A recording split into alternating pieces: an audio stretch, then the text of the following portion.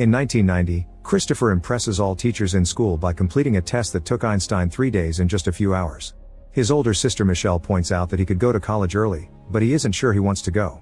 On their way out, a soldier notices that Christopher has a cartoon robot on his t-shirt and scolds him, reminding him that war is coming. The robot on that shirt is Cosmo, the protagonist of a popular cartoon show.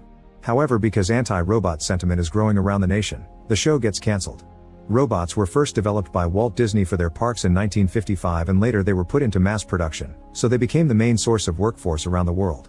For years they worked without issues, but eventually they get tired of working and rebel. The robots demand rights of their own, so they organize protests all over the world led by Mr. Peanut.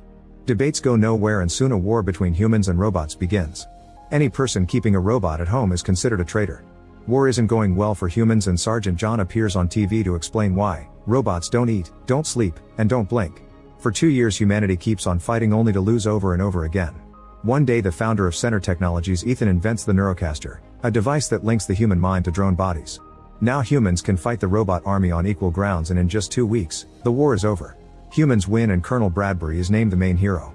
Peanut meets with Clinton and Ethan to sign the Treaty of Surrender while over 6,000 robots are imprisoned in the exclusion zone in the desert. Sometime later Ethan releases a smaller version of the Neurocaster for people to have at home.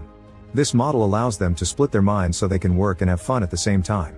In 1994 Michelle is at home trying to remove the monitor on her ankle, but she has to hide her tools when Ted bursts in using a Neurocaster. He scolds her for her behavior and reminds her that even if she escaped from all her previous foster homes, he won't let her do so here. Michelle replies by pointing at the pile of stuff he's hoarding, pointing out that taking things from the exclusion zone is illegal. Afterward she goes to class and the teacher is also there in her Neurocaster suit. All the students are forced to put on their helmets, and when Michelle refuses to do so she's sent to the principal's office. The lady notices on Michelle's profile that she